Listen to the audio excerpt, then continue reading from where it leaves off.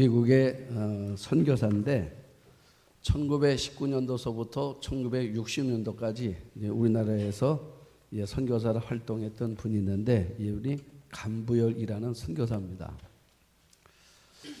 여러분 1919년부터 1960년 사이면 우리나라는 참 많은 일들이 있었죠. 이때 선교사 노래에 비춰진 한국은 너무 가난했다. 너무 가난했다는 거예요. 또 나라를 잃어버렸습니다. 와보니까 일본에 의해서 식민지 지배를 받고 있는 나라였다는 것입니다. 그래서 1945년 해방이 됐습니다. 해방이 됐는데 우리 사회가 이념 갈등으로 심각해졌고 또 남과 북이 갈라져 있는 겁니다.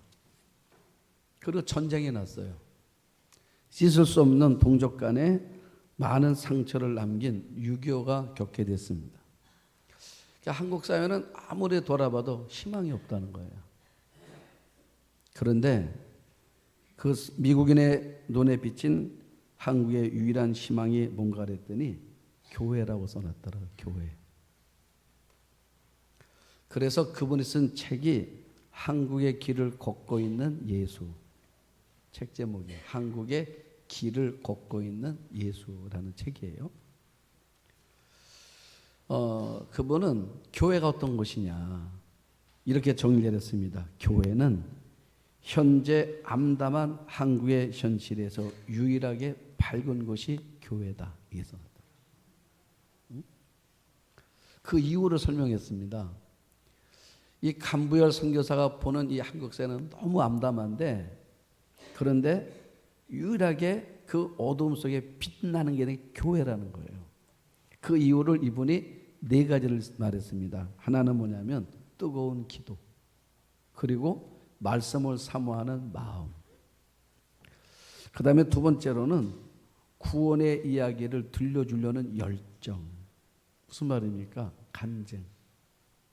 그러니까 한국교회 이 시기에는 간증이 있었다는 거예요. 그리고 3번째로는 그들이 힘이 버겁도록 헌신하고 베푸는 것. 한국 교회를 보니까 힘에 버겁도록 헌신하더래. 그래 뭔가 늘 나누려고 하더는 거예요.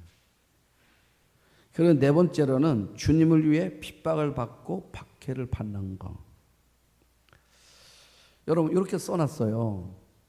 그러면 제 마음속에 지금 우리 사회는 어떤가?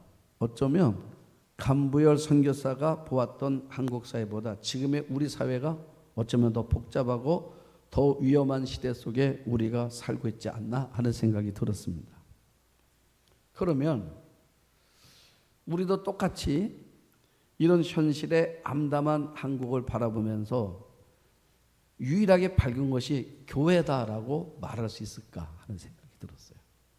자신 있게 말할 수 있을까? 그래도 교회가 희망이지라고 말할 수 있을까? 이게 선뜻 대답이 안 되더라고요. 내 마음에서도. 여러분들이 이제 요새는 이제 하도 이제 인터넷 시대, 유튜브 시대 되다 보니까 이제 한국의 모습들이 그냥 낱낱이 막 이게 나오잖아요. 그러다 보니까 이 말이 선뜻 나온다는 게 왜냐하면 내가 말한다고 해서 되는 게 아니잖아요. 내가 말했을 때 누군가 동의가 돼야 이게 말이 되는 거지. 동의가 될까? 어떻게 하면 우리가 한국교회가 그래도 이 땅의 유일한 희망이고 유일한 빛이라고 말할 수 있을까? 그러면 똑같이 보면 어떨까? 똑같이. 우리 믿음의 선배들 보여주던 그 모습 그대로 우리 해보면 어떻게 해요? 우리가 뜨겁게 기도하고 말씀을 사모하고 신앙의 간증을 잡고 토해내고 그리고 그 힘에 버겁도록 때론 헌신도 하고 우리가 뭔가 베풀고 나누려고 힘쓰고 그리고 내가 주님을 위해서 한번 때로는 고생도 해보고 고난도 받아보고 핍박도 받아보고 여러분 이것이 회복되면 교회가 세상의 빛이라고 말할 수 있지 않을까 생각이 들었습니다. 자, 오늘 3.1절이잖아요. 3.1절인데 한국교회는 정말 이때는 이 땅의 빛이었습니다. 1919년도가 우리나라 인구가 약 한 2천만인데 이때 기독교 인구는요 30만이었습니다. 그러니까 우리 기독교 인구가 1.5%밖에 안 됐어요. 그런데 영향력은 대단했잖아요. 우리 33인 있는데 민족대표 33인 가운데 16명이 기독교인입니다. 15명이 천도교고 불교가 2명이에요. 그런데 16명의 기독교 가운데서 감리교가 9명입니다. 장로교가 7명이 33인에 실제로 주도한 것은 기독교였어요. 그래서 1919년 4월 14일에 미국의 기독교 협의회 NCC에서 이제 그 3.1운동에 대한 그 내용을 보고를 받고 자 거기에 보면 이런 문구가 있습니다. 예수 교인만이 현 시점에서 국제 정세에 정통하며 민족 자유를 위해 횃불을 들겠다는 판단을 내렸다. 예수 교인만이 참혹한 식미 정치에서 소망을 버리지 않았던 한국인이었다. 이렇게 써 있어 보니까. 여러분 기독교가 그 땅의 이 시대에 희망이었어요. 저는 우리 한국교회가 다시와 같은 회복의 역사가 있기를 축복합니다. 우리 지난주 말씀이 어제 오늘 유난히 마음속에 더 깊이 있게 다가왔습니다. 자, 뭐라 말했습니까? 화평 켜는 자가 복이 있다고. 그런데 이 시대가 화평이 깨졌잖아요. 여러분 어제 우리 생각지도 못했는데 정말 일어날까? 일어날까 했는데 저 중동에서 전쟁이 터졌습니다. 전쟁이 터졌는데 오늘 아침 뉴스에 보면서 마음이 아팠어요. 자, 왜냐하면 저 이란에 이제 포탄이 터졌는데 이란 남부의 포탄이 초등학교 여자 초등학교에 포탄이 터졌습니다. 그 학생들이 총 170명이 있대요. 그런데 85명이 사망을 했습니다. 아직도 그 잔해에 갇혀 있는 사람은 다 죽은 거잖아요. 그러한 170명 가운데서 150명의 여학생들이 죽었다는 거야. 한 아버지가 나왔습니다. 딸을 찾는 거예요. 10살 된 내 딸이 없다는 거예요. 10살 된 내 딸이. 여러분 그 아버지의 상처를 어떻게 싸맬 수가 있겠습니까? 누가 싸매겠습니까? 사람들의 욕심이 여러분 많은 사람들의 마음의 상처와 치울 수 없는 아픔을 남겨놓고 말았다는 거예요. 여러분 어떤 경우에도 전쟁은 일어나면 안 된다는 거 아니겠습니까? 어떤 경우에도. 그래서 주님 뭐라 말씀하십니까? 화평을 만드는 사람, 피스메이커. 그 사람이 복이 있다. 그래서 어제 말씀을 지난주 말씀을 다시 한번 보았어요. 자, 오늘 팔복의 마지막 시간인데 오늘 10절 이렇게 말합니다. 의를 위하여 박해를 받는 자가 복이 있나니 천국이 그들의 것이며 그랬어요. 여러분 여기 보니까 의를 위하여 박해를 받는 자가 복이 있다. 이 복이란 말을 썼는데 영어 성경 보니까요 블레스드라 그랬어요. 이게 수동태로 썼더라고. 수동태로. 왜 수동태로 썼을까요? 여러분 복은요 내가 노력하고 내가 힘써서 얻는 게 아니에요. 복은 전적으로 하나님이 주시는 겁니다. 선물인 거예요. 복은. 그래서 제가 여러분들 사실 매일 기도하거든요. 길게는 안 해요. 짧게 합니다. 어떤 때는 한 2, 3초밖에 안 걸려요. 매일 한다니까. 어떻게 합니까? 하나님 아무개 성도님을 복주 축복해 주세요. 어떻게? 하나님 지켜주시고요. 하나님 은혜 주시고요. 하나님 평안 주세요. 그리고 아멘 한다니까요. 이렇게 하니까 전교인들 다 하는 게 어렵지 않아. 제가 새벽마다 합니다. 또 지나가다가도요. 생각나잖아요. 우리 교인도 아무개가. 그걸 그냥 하는 거예요. 하나님 아무개 권사님 축복해 주세요. 하나님 오늘도 지켜주시고 은혜 주시고 평강 주세요. 아멘 이런다니까요. 왜 그랬습니까? 성경이 말하잖아요. 내가 그렇게 축복하면 내가 그에게 복을 내리리라 말씀하셨기 때문에 말씀대로 하는 거예요. 날마다. 자, 여러분 날마다 기도하다 보니까 관심이 더 깊어지는 거예요. 잘 있는지 좋은 일이 생겼는지 궁금하기도 하고. 응? 여러분 왜 그렇습니까? 복은 사람이 주는 게 아니에요. 여러분들이 떼쓴다고 얻는 게 아닙니다. 복은 블레스드 하나님이 주시는 거예요. 응? 자, 그러면 의가 뭐냐? 응? 의를 위하여 박해를 받는 자가 복이 있다고 그랬는데 의가 뭐냐? 의가 뭐냐면 하나님과 올바른 관계예요. 하나님과 올바른 관계. 자, 내가 하나님과 올바른 관계를 가지면 뭐가 온대요? 박해가 온대. 여러분 박해 좋아하는 분 있습니까? 나는 핍박 좀 받아보고 싶어. 이런 분 없잖아요. 우리 굉장히 이거는 낯선 단어입니다. 사실은. 우리 마음에. 그런데 하나님 뭐라 말씀하시냐면 네가 하나님과 올바른 관계를 맺으면 박해가 있어. 응? 그러면서 구체적으로 11절에 이렇게 말하는 겁니다. 나로 말미암아 너희를 욕하고 박해하고 거짓으로 너희를 거슬려 모든 악한 말할 때에는 너희에게 복이 있다. 우리 한번 아멘 합시다. 자, 무슨 말입니까? 내가 예수 제대로 믿잖아요. 그러면 이런 어려움이 온다는 거예요.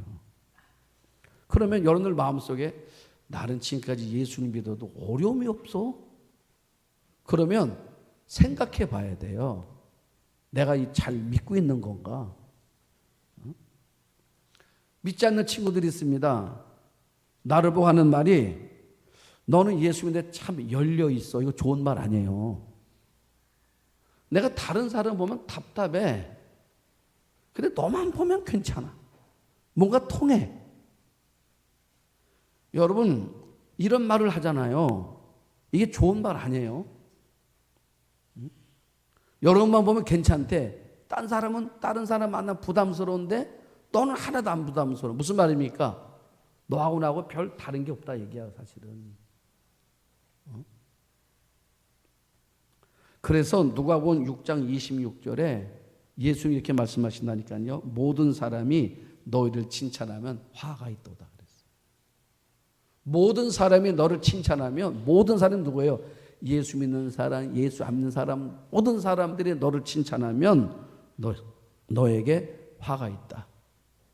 여러분 무슨 말입니까? 그러니까 예수 믿는 사람 만나면 예수 믿는 냄새. 예수 안 믿는 사람 만나면 안 믿는 냄새. 그러니까 나는 어디 가도 다 뭐예요? 칭찬받아. 그럼 뭐가 있대요? 화가 있대. 응? 여러분 우리가 성경대로 살잖아요. 그런 세상 사람들이 싫어하는 게 정상입니다. 우리가 성경대로 살면요 세상과 내가 갈등하는 게 정상이다 그 말이에요. 초대교회에 많은 성도들이 예수 믿는 것 때문에 박해를 받았습니다. 로마라는 나라가 세계를 제패했잖아요. 아프리카에서 중동 이루까지 유럽 전 지역을 다 로마가 제패를 했습니다. 그랬는데 로마가 보니까 나라들마다 다 종교가 있는 거야. 자기들만의 종교가. 그래서 로마가 새로운 종교를 만드는 겁니다. 그게 뭐냐면 황제 숭배 사상이에요. 신전을 만드는 거예요. 신전을. 곳곳마다 신전을 세우는 게 뭐냐면 이거는 황제를 신으로 숭배하라는 거예요. 그래서 자 이제 황제를 위해서 신전도 잘 짓고 우리가 성경 보면 우리가 뭐 그 빌립보 지역이라든지 이 지역들 보면 신전들을 잘 세우잖아요. 그러면 로마로부터 많은 지원을 받는 거야. 세제 혜택도 받고. 그래서 살기가 얼마나 편한지 몰라요. 자, 가서 뭐 하는 겁니까? 절하는 거예요. 뭐 간단해. 뭐 절하면 되는 거야. 그리고 나오면 되는 거예요. 그러면 직장도 취업도 잘 되고 각종 세제 혜택도 다 받고 살아가는데 얼마나 편한지 몰라요. 그런데 예수 믿고 난 다음에 기독교인 되고 난 다음에 사람들 마음속에 신은 하나님밖에 없다는 기독교인들은 그리고 가가지고 절을 안 하네. 어때요? 그러니까 로마 사람들 볼 때마다 불편한 거야. 기독교인들. 왜요? 남들은 다 하는데 안 하는 거야. 여러분 간단하잖아요. 그냥 뭐 하면 돼요? 아니 뭐 절 한 번 하는 거 어려워? 제가 전도사 때, 교육전사 때 우리 집사님 한 분이 계시는데 좀 별나게 믿더라고. 내가 봐도 별나게 믿어. 시집을 왔는데 시댁에 예수를 안 믿는 집에 왔어요. 근데 장남이야, 그 신랑이. 제사 때만 되면 이 집은 싸움판이 벌어지는 거예요. 근데 문제는 뭐냐면 이 며느리니까 뭐 자기가 제사에 직접 참여는 안 하잖아요. 그런데 다행인지 불행인지 이사님이 애들을 낳는데 아들만 둘을 낳았어. 내가 보니까 딸 낳았으면 문제가 덜 됐을 것 같아. 아들을 둘 낳는 바람에 아들 둘은 꼭 어디에 참여를 시켜 할아버지가 이 차례 때 참석을 시키는 거예요. 아들이니까 장손이란 말이야. 장손. 신랑이 장남이고 그러니까 손주도 장손이잖아요. 근데 이 엄마가 얼마나 신앙이 별나기 좋은지 몰라요. 아들들을 얼마나 훈련을 잘 시켰나. 애들이 안 해. 가서 안 하는 거예요. 여러분, 할아버지가 며느리는 어떻게 할 수 있지만 손주는 못 하잖아. 얘들이 안 한다면 어떡합니까? 우리 안 한대. 우리 교회가 있기 때문에 안 한대. 그때 이제 불똥이 누구한테 튀어요? 아들한테 튄다니까. 아들한테. 네 어떻게 해가지고 쟤들이 저러냐. 그럼 부부가 가서 뭐예요? 집에 오면 싸우는 거죠. 내가 다른 거는 다 해도 이건 안 된다는 거야. 그게 뭐예요? 여러분, 우리가 예수를 믿으면 이런 일들이 있는 게 당연한 거예요.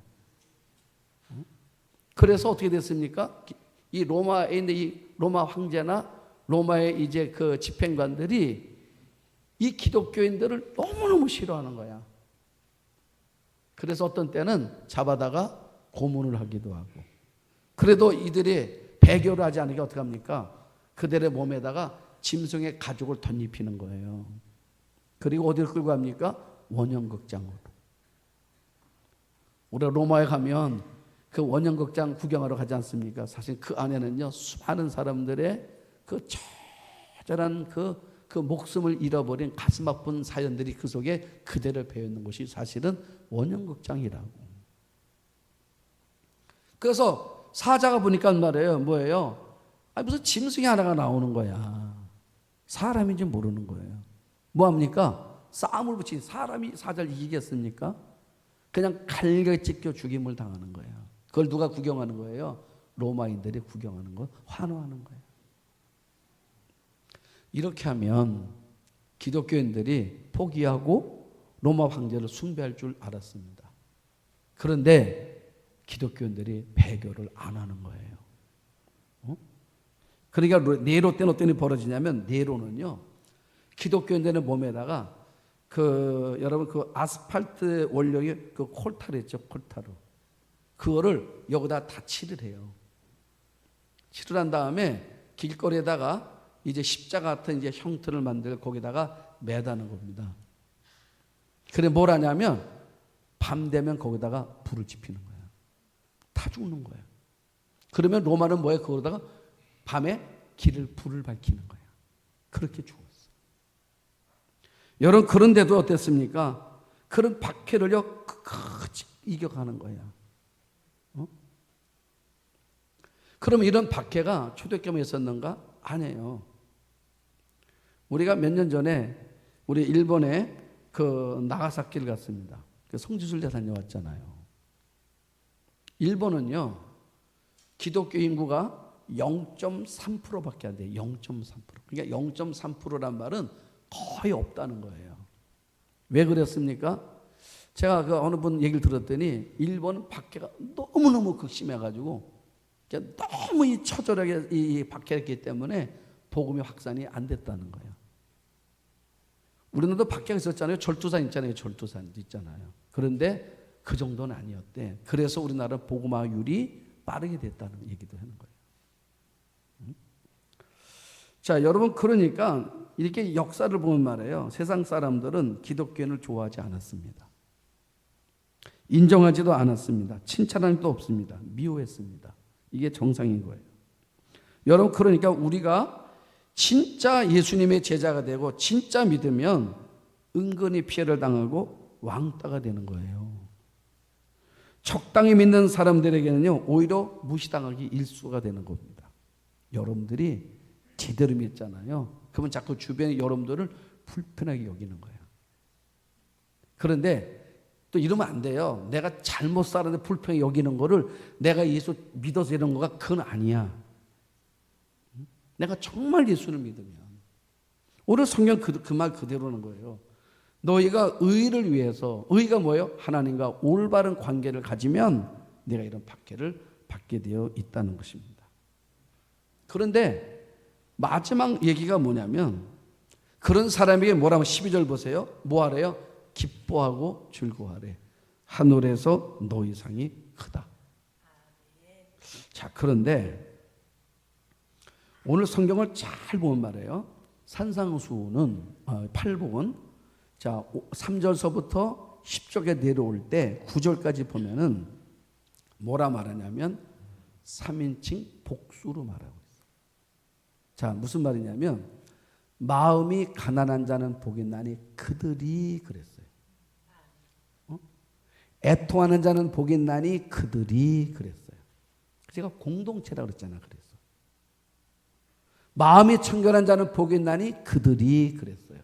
그래서 계속 복수로 계속 나오다가 10절에 12절에는 뭐라 말해요? 기뻐하고 자 너희가 의를 위하여 핍박을 받는 자가 복이 있다라고 말씀하시면서 그러면서 뭐냐 기뻐하고 즐거워하는 거예요. 왜냐하면 하늘에서 너희의 상이 큽니다.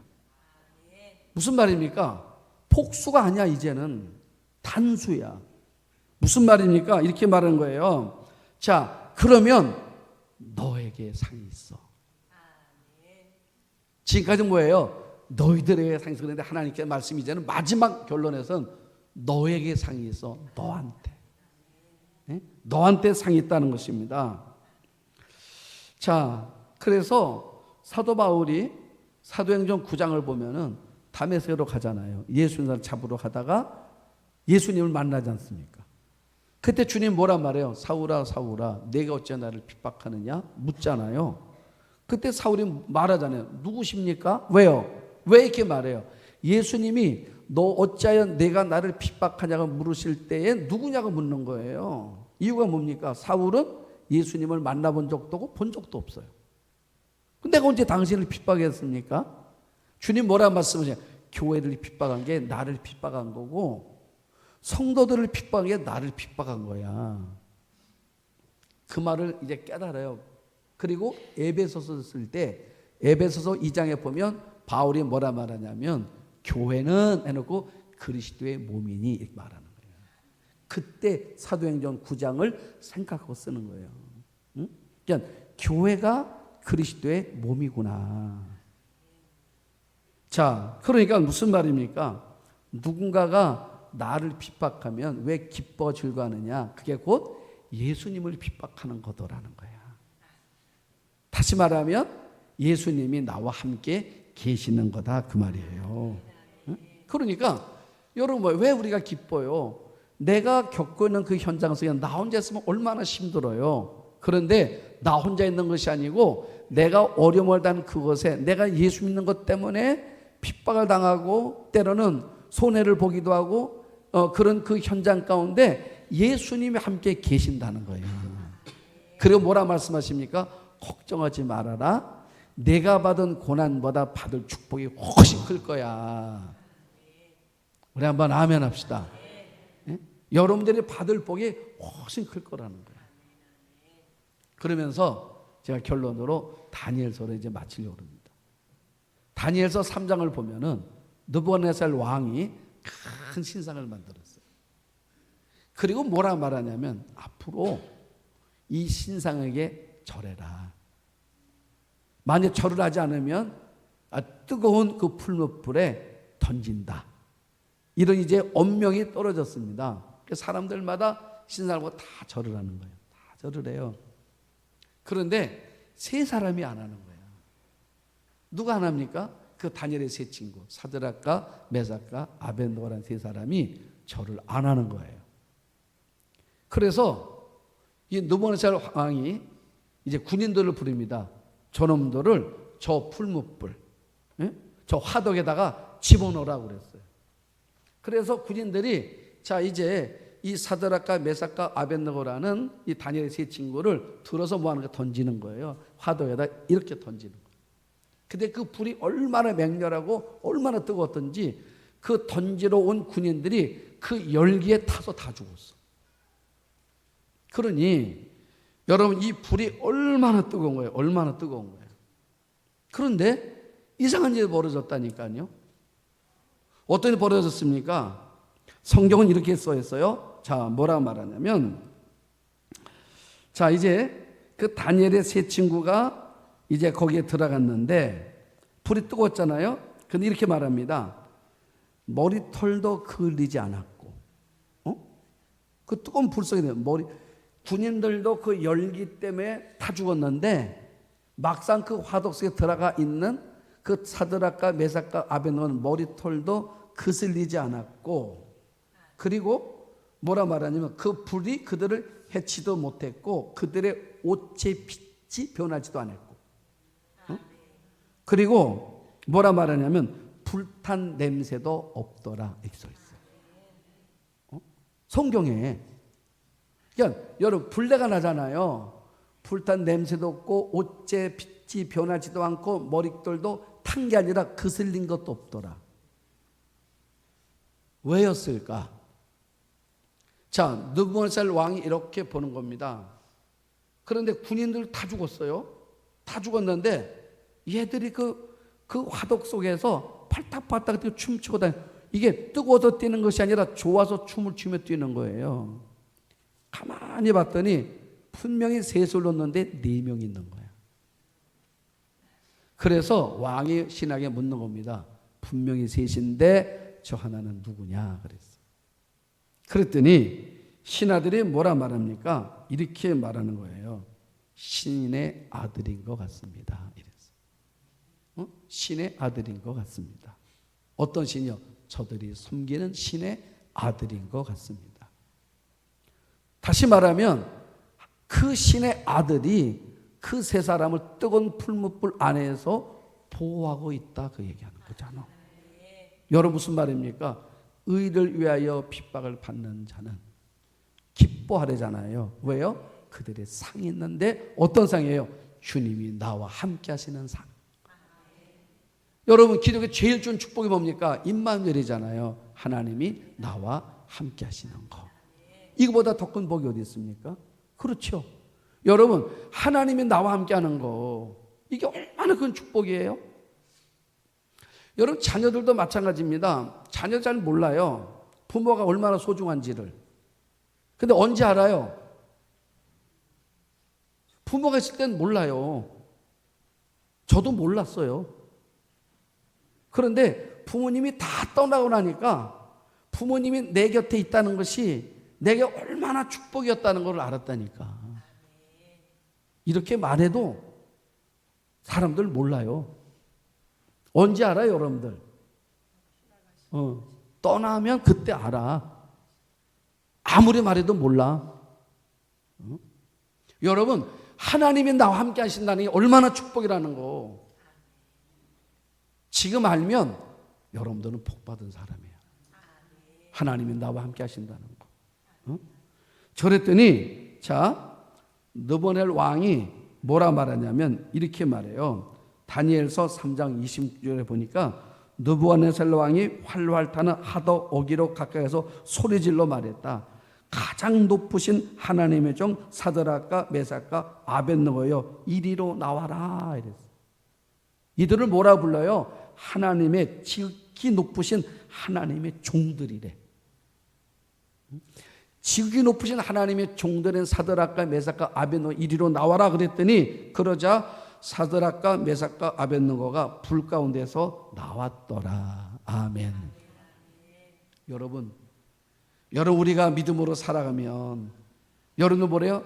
우리가 때는 박해를 받을 때는 뭐예요? 기뻐하래요. 왜요? 하나님 나와 함께 하시고 나를 아실 거고 그럴 때 하나님 주시는 상급이 있다고 말이야. 응? 나는 여러분들이 이 팔복은 저는 산상수훈을 볼 때마다 처음에는 이게 도덕적 교훈을 주려는 말씀인가 생각을 했었습니다. 그런데 막상 산상수훈을 열어 팔복은 뭐냐면 뭘 얘기하는 거냐면 팔복의 주인공인 예수님을 닮아가라는 거예요. 응? 우리가 닮아가야 된다는 거. 그게 8가지 성품을 말하는 거예요. 그런데 이건 누구냐면 어떤 사람은 나는 마음이 난 이게 좋아. 나는 온유한 자가 나한테 맞는 것 같아. 이게 아니라 이거 8가지는 하나라는 거야. 예? 여러분 하나인 거예요. 8가지가 아니라 하나라는 거야. 마음이 온유한 자가 애통하는 마음을 갖는 거고 애통하는 자가 또 의의 목마름이 있는 거고 믿습니까? 우리 이 마음을 가짐으로 인하여 예수님과 늘 동행하며 사는 삶이 되기를 주의 이름으로 축복합니다.